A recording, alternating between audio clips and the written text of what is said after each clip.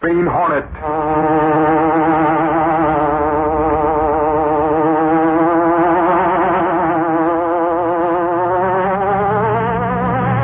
He hunts the biggest of all game, public enemies who try to destroy our America.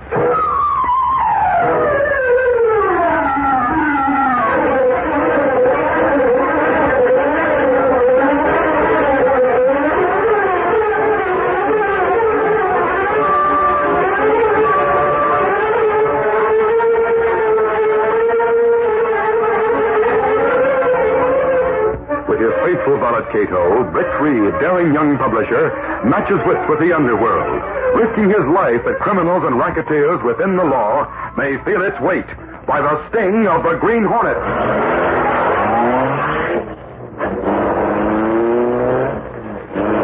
The Green Hornet strikes again.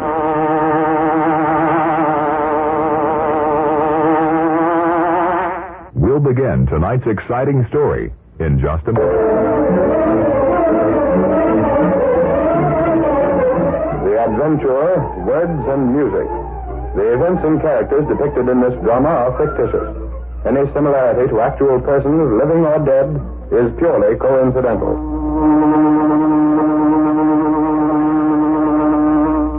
Let successful radio, talkie, and recording artists show you the glamorous road to fame and fortune. Write the words and music for a song hit. Let the three J's, Joe, Jack, and Jim, do the rest. We publish and distribute. We guarantee to put your song in the hands of leading movie producers, orchestras, and radio stations. Get out of the rut. Write a song. How's that sound for an ad? So, you ought to quit music publishing and go in for ad writing. That'll get 'em. Sounds good, Joe. But you ought to have something about sunflower-free booklet and full details. Oh, I got that here, right down at the bottom. Now, the idea is that we'll run this in all the cheap magazines with a blank to be sent in. We've fitted all of this racket long enough. Now it's time to branch out. That's the idea. Get into a nationwide business. Hold on, Jack. Maybe we should get a lawyer to look things over. We'll be using the mails, you know. I talked with a lawyer, Jim. We aren't breaking any laws. What about that line, submitting songs to radio stations, dance bands, and all that? We will. We'll submit them. If they toss them in the wastebasket, that's not our worry. Okay. Another thing the lawyer said. What's that? We ought to protect each other. I got some contracts here, see? Contracts for what? We all sign them. It's a partnership agreement so we don't break up. Break up? Yeah. Suppose one of us lands a job with a radio sponsor or something. None of us could. You know that, Jack. We worked as a harmony trio. We're washed up as far as that stuff goes. Maybe your pipes were never good for solo stuff, but Jim can do a good tenor. Oh, not me. I'm for the publishing racket. There's big dough in it. And we don't have to worry about commercial contracts running out. Not the same. We should have an agreement. If one of us pulls out or dies, the other two get his share of the work. That's fair enough, Jack. Sounds all right to me. I thought it'd be okay with you two. If we're going into big business, we might as well be organized right. And what about this ad? Is it okay with you two to go ahead and run it? Sure. The sooner we get started, the sooner the dough will begin rolling in.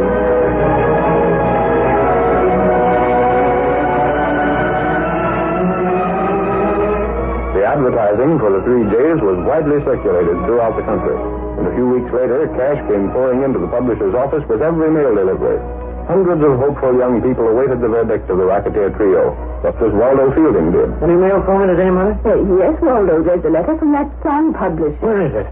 Gee, I can hardly wait to hear what they say about my poem. Wouldn't it be swell if they put music to it and publish? There's the letter, Waldo. Gosh, if I could just get the start. Well, look at what some people make out of songs. I heard that sometimes a guy makes as much as... Ma! What is it, Waldo? They'll accept my poem. They will? Yeah, they like it. They'll have one of their best men write the tune, and then they'll publish it and see that it goes to all the radio stations and the movie studios and the dance bands. Oh, boy, I knew I could do it. But, Waldo, won't they expect a lot of money for doing all that? No. They say here that they'll take the chance on royalties.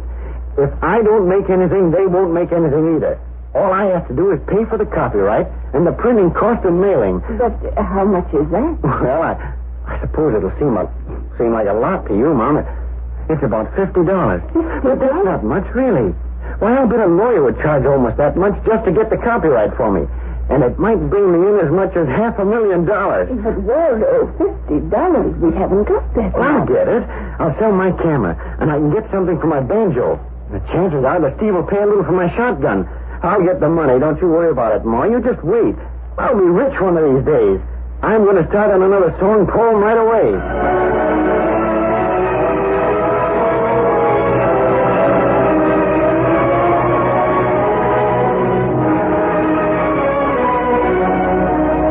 Weeks elapsed, and Joe, Jack, and Jim found a veritable gold mine in their venture. They expanded in their advertising, moved into larger offices, and then one day... Hey, Joe. Jack. Yeah, Jim? Better business people have been checking up. So what? They don't like our way of doing business. Oh, they don't, huh? Well, isn't that too bad? What are they going to do about it? They'll probably publish some warnings about us. The suckers that send lyrics and tunes to us won't listen to warnings. They're so convinced that their stuff is good, they'll believe whatever they want to believe. That's the psychology of this business. Well, just passing on what that bird from the business bureau told me. He claims we're running a racket. It isn't a racket at all. We take a certain fee for publishing a song, agree to secure a copyright, furnish a tune or lyric, whichever is required, and have a certain number of copies printed and distributed. And we do all those things. Certainly. We fulfill our part of the contract to the letter.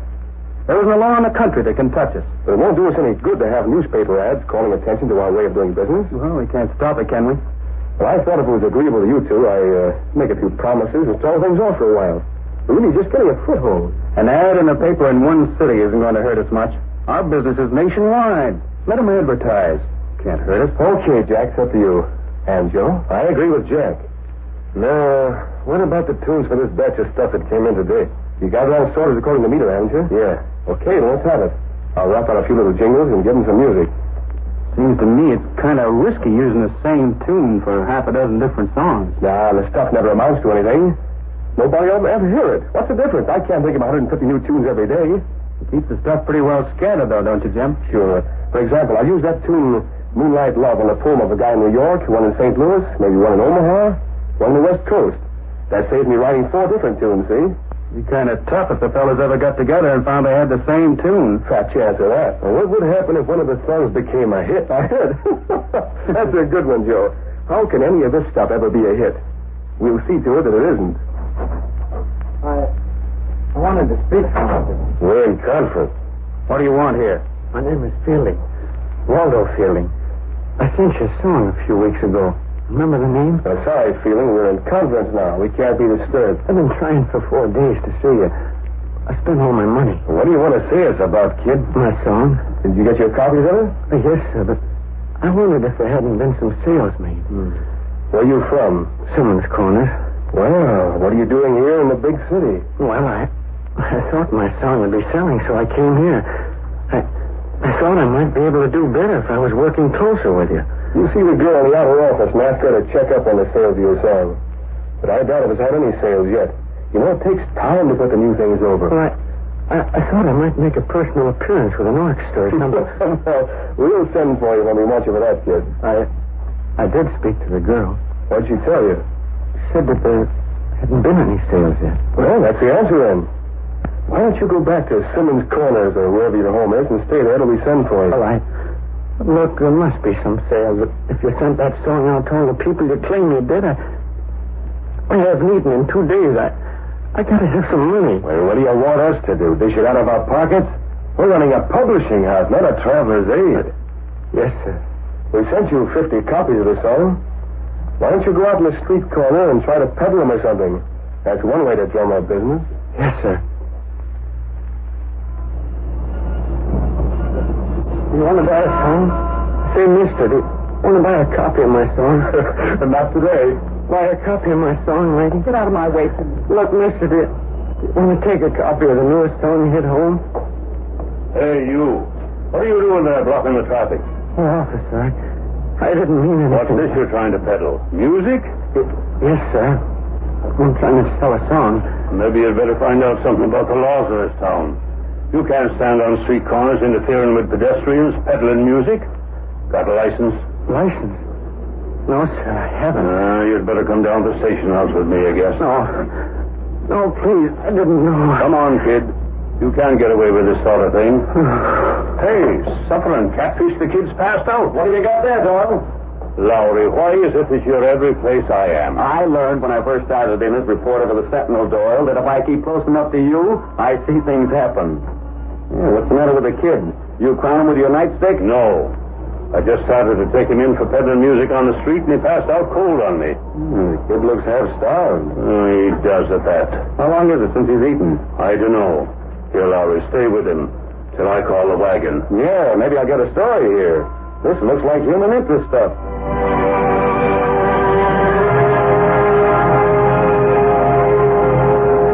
Ed Lowry, the star reporter of the Daily Sentinel, came into the office of the young publisher Britt Reed a couple of hours later. Miss Case, Reed's secretary, said, Mr. Reed's not in now, Lowry. But I gotta see him about a special story. Still out. Where? How the dickens do I know where he goes? I'm the last one he tells. It's discouraging. Discouraging? Hey, now listen, Case, you don't get ideas that the boss is interested in you. He travels with the 400. Don't be idiotic. As far as Britt Reed is concerned, you're just part of the office furniture. I'd do if she'd settled down long enough so I could write to his father with some feeling of confidence. And what's the trouble? Oh, just as soon as I write Mr. Reed and tell him that Britt's taking an interest in the Daily Sentinel, he disappears. Lady, if I had his dough, I'd never come to the office. During the past week, he's been out to some affair almost every night. He's bored with the office again. Well, he'll get his fill of nightlife and then settle down again. Yes, until he gets his fill of the newspaper business again. Oh, here he is. Say, boss, I ran into Doyle, the big cop, today. Oh, yeah? And he had a kid in tow. The kid had passed out from hunger. But when Doyle spotted him first, he was trying to peddle a song he'd written. A song? And it ties right in with the racket we've been working on. What racket was that, Larry? Music publishing. You know, those wildcat publishers that call themselves Joe, Jack, and Jim, the 3 J's? Who are they? A broken-down vocal trio that hit a good racket. I got a first-hand story from one of the victims of the racket. The poor kid got just enough encouragement from them to quit his job and leave home. Here's the song he wrote. I brought a copy for you. Leave it with Miss Case. I'll take it with me when I get home. Well, what about my story? I got pictures of the kid. Speak to the city editor about it. He's paid to handle that sort of thing. But maybe there's editorial meat in it. Gunnigan's the best judge for that. Oh, hang it all. That's right, Larry. Well, look here, boss. I get my Gunnigan, Larry. Okay. I'll take it to Gunnigan. There's the words and music. Mr. Reed. Yes, Miss Case? I'm going to stick my neck out again. Isn't there something we can do to make the office more attractive for you? Oh, no, it's quite all right, Miss Case. Then why can't... Why won't you... Oh, I understand, Miss Case. You're concerned again because I'm spending too little time around here. Frankly, I am, Mr. Reed. I'd hate to keep writing your father that you... I'm sorry. But you'll have to admit that newspaper work hasn't a great deal of adventure. It might have. Oh, yes, Miss Case, it might have. There was plenty of excitement while the Green Hornet was so active. It was, wasn't there? I wonder if the Hornet has been killed. Killed? Well, why, Miss Case? We haven't had a story about a Hornet adventure in quite a while. That's true. He may have been killed, or he may have, retired. I doubt if the Green Hornet would retire, Miss Case. Well, perhaps then the police and public have been so greatly aroused that the Hornet doesn't risk making another appearance. That's quite possible. I never saw you more interested in the newspaper than while the Green Hornet was running wild. Well, you must admit the Green Hornet furnished news. He certainly did. Mr. Reed, there's just as much excitement in everyday life if you could only realize it. For example? For example, that lad that Lowry tried to tell you about. Waldo Fielding. But there's human interest. Poor chap that falls for racketeers, quits his job in the little home community, comes to the big city, goes hungry, is misled and victimized by these fake music publishers. Isn't there something the law can do about publishers of that sort? If there were, the law would be doing it. But they stay inside the law, Mr. Reed. According to Lowry, they have a contract, and they fulfill the terms of the contract. So the law is helpless. Now, I've heard about the racket, Miss Case. Aren't you going into your office? No, I think I'll leave for the day. It's after 4. But, Mr. I'll Reed... take the phone along with me just to satisfy Lowry.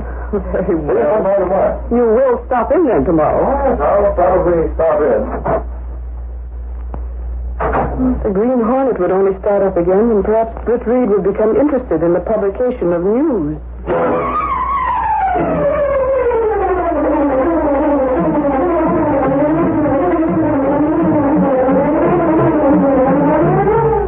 The curtain falls on the first act of our Green Hornet adventure. Before the next exciting scenes, please permit us to pause for just a few moments to continue our story. Britt Reed went directly from his office to his apartment. He was uneasy and restless, and only Cato, his faithful valet, realized the real cause of the uneasiness. You're right, Cato. I do feel handcuffed, hampered, tied down. If there only some way the Hornet could get at this music publishing racket, I'd go out. That's a risk, Mr. Bird. A risk we can't find it. There's a risk in anything, Cato. Yes, Mr. Bird. I can't find any way it can be broken up. Not even if we do use the role of the Green Hornet to get at them. Is it big? It's nationwide. Those 3 crooks, Joe, Jack, and Jim, have thousands of people all over the country sending money to them. Money that won't bring a thing except false encouragement and heartbreak. Yes, sir. Yeah, look at tonight's supplement. Look at that warning from the Better Business Bureau. They wanted to buy a few inches. I gave them a quarter of a page. But do you think that'll stop people from being made victims? Not on your life. I even ran one of the songs, a typical song, copyrighted and published by Joe, Jack, and Jim, to show the stuff they called good. Cato, why haven't it just occurred to me? What is it? I have an idea, Cato. Life's going to be exciting after all. This may be the entering wedge. Maybe this is what the Green Hornet's been waiting for. The ad for the Business Bureau, Cato. It shows a typical song published by that firm of Joe, Jack, and Jim. Yes, and the music for this is the same tune that was used by that young chap Lowry brought in a story about. It is? It definitely is. I don't know a great deal about music, but I do know that much. Do I have an engagement for tonight? Better call, Mr. Rick. Cancel it then. We're going to make other plans. What are they? This may give me the lead I need to smash that publishing firm. Joe, Jack, and Jim. Well, we will see if they're staying within the law. Well, what can you do? Go to the office. I want to look around there for a while. And if my suspicions are correct, we'll hold a meeting of the firm. The firm? Joe, Jack, and Jim. Come on. We're taking out the Black Beauty.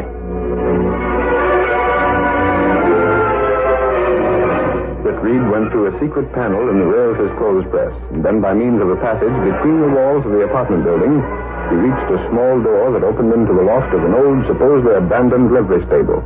It was here, unknown to everyone, that the sleek black car of the Green Hornet was housed. Is the car ready, Cato? Yes, sir. All right, get in. Mask? Here, in compante. Gas weapon? Here. Good enough. I want to telephone Joe, Jack, and Jim, but I can do that from their own office later on this evening. Yes, sir. Now, let's get going.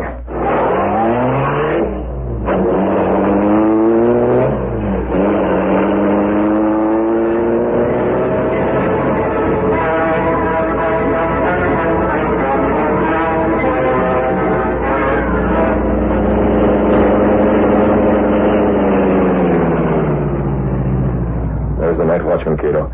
Standing at the entrance to the building. Yes, sir. You take the car onto the rear. I'll handle him.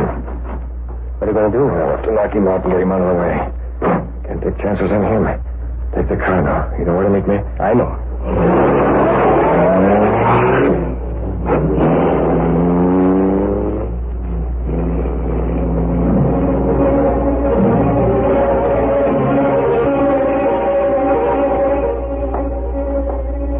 Hat brim pulled low over his eyes, almost hiding the mask, the Green Hornet approached the entrance of the office building where a man stood smoking a pipe.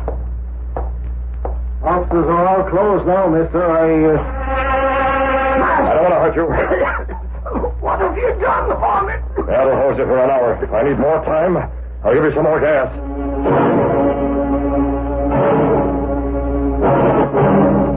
Dragging the unconscious form of a watchman inside the building, the Green Hornet left him in a corner, then ran the elevator to the 10th floor. Half an hour later, the three Jays had a phone call at their apartment. I suppose that's just another one of these would-be writers calling for information on his song hit. Answer, Jack. Hello?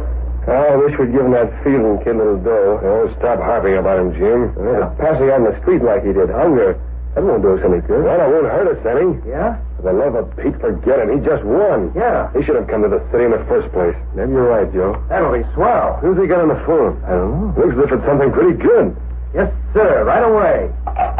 Hey, fellas, we're set to really go places. Who was that? A publisher. Publisher? Magazine publisher. One of those cheap picture mags. He's in town for the evening and wants to talk to us about running a picture story of our business. Yeah? Hey, that would be swell publicity. Wouldn't it, though? That'll offset what the Sentinel Light has done. Won't offset it. It's a national magazine. When do you see him? Right away. He asked if I couldn't meet him in our office tonight. Tonight? Yeah, and let him see what sort of picture story could be run. Good, we'll go with you. Yeah, come on, let's start. This is the break of a lifetime.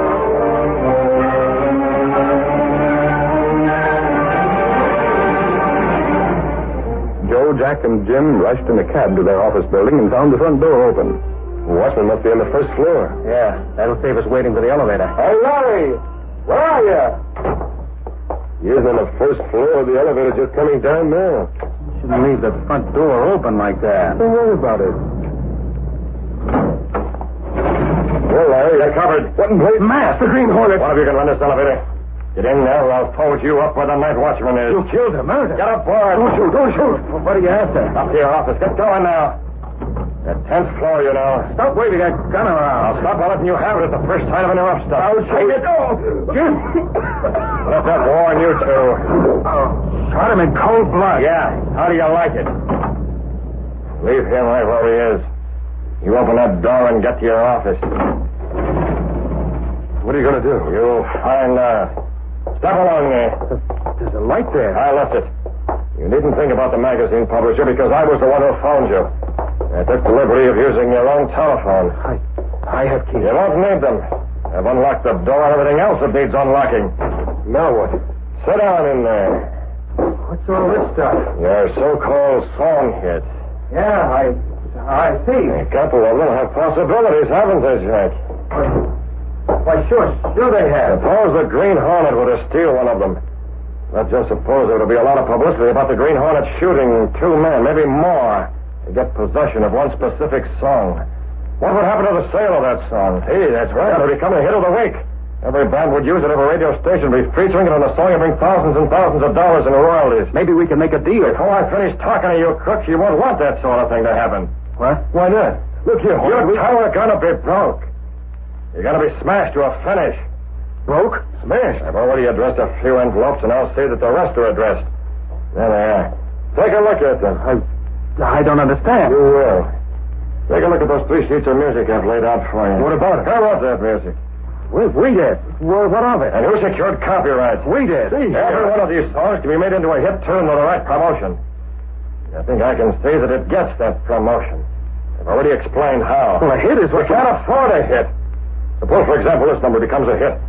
What do you suppose the authors of these other songs with the same music would do? They'd sue, wouldn't they? Yeah, they'd probably There sue. were probably a dozen other poets who've been given the same melody for their song. They'd all start lawsuits. You two'd be dragged through every court in the country. Your whole racketeering business would be laid out in the open. Can you stand having a sensational song hit? I don't know. You know you can't. That's why I came here. It was a mistake. That's it. It was a mistake. Mistake? The printers made a mistake. They got the words and music. That's too thin. I could go through your files and show you plenty of the same sort of mistakes. Sit down at that desk. What do you want? Money, lots of money. There's your checkbook. I have to notice your bank balance there. You can write a lot of checks. Checks? I said checks. For who? Make out the first to Harvey Dale, D-A-L-E. According to your records, he's paid in $150. That's the amount you send him. And who else? Start writing. I'll do it. Oh, no, we'll have Jack do it. He's the one whose signature makes those checks worth something. Go on now, start writing. Now you see here. Right. How far are you going? As far as your bank balance will allow.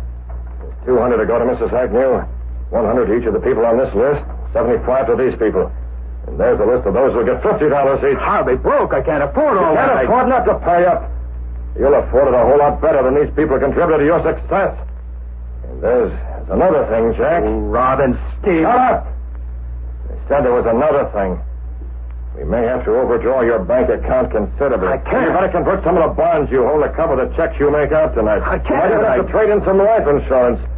If you don't cover those checks, you might soon find yourself not only in court, but eventually in jail. What would a jury made of people who read all about your racket in the magazines and newspapers give you? Take your choice, Rat. Go broke and stay free, or go broke and go to jail. And make out checks until you get the writer's cramp. And see that those checks clear the bank.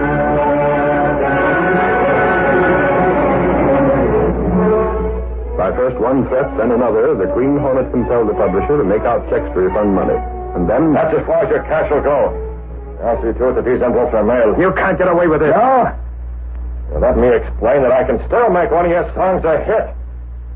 The song that Jim gave his life to keep from the Green Hornet. The song that has some hidden significance to the Green Hornet.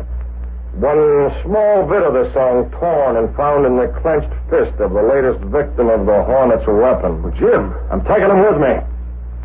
I'll know whether or not those checks clear the bank. If they don't, Jim will be found with this emblem plastered to his forehead. The mark of the Green Hornet. And this part of this song clenched in his fist. Wait. If we don't stop payment, if those checks go Then you'll have through... nothing but poverty to worry you. And don't try another racket like this one. The Green Hornet can make one of your songs a hit at any time. Only the next time, it might be one of you who furnishes the clenched fist.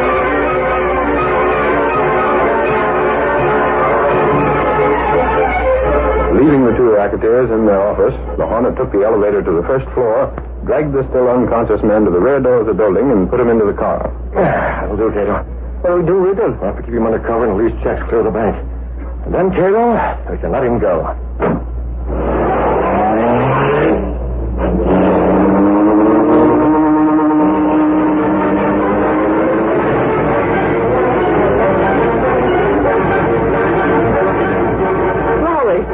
Have you heard the news? Which news? That Fielding kid got a refund from Joe, Jack, and Jim. That's news. Yes, and the mark of the Green Hornet was on the letter that went with it. Yeah, that's a page one story. The Hornet has stepped out again. I wish I had all the details. But that's not the biggest thing. Mr. Reed was in bright and early this morning. He's a newspaper man again. He's been working like a Trojan all day, trying to run down some leads on the Hornet from what information he gathered. He is? Yeah, but it won't last.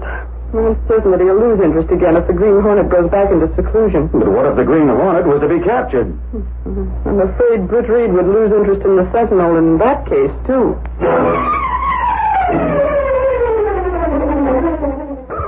These popular radio dramas, created by George W. Trendle, are a copyrighted feature of The Green Hornet, Incorporated. All characters, names, places, and incidents used are fictitious.